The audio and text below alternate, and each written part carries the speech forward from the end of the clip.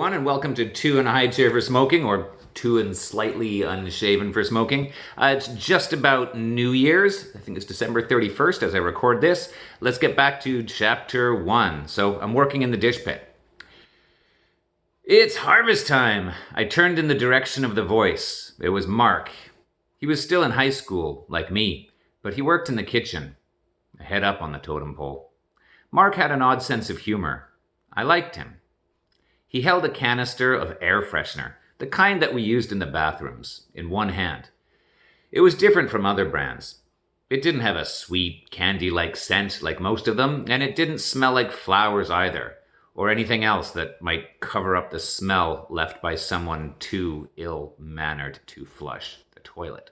Nope, Harvest Time had a unique bouquet, its own eau de toilette.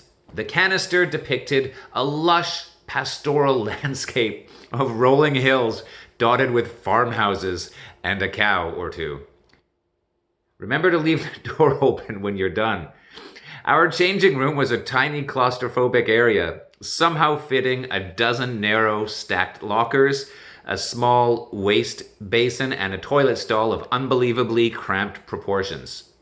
It was within these confines that we would sit down after a long shift and take a dump.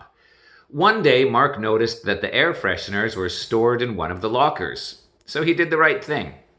I didn't even need to walk into the changing room. The smell of harvest time made its presence known.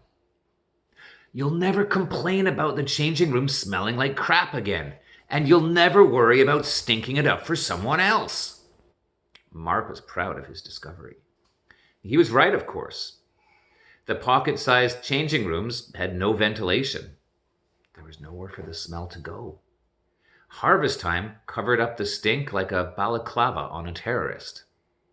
I mean, the threat was still there, but it was masked.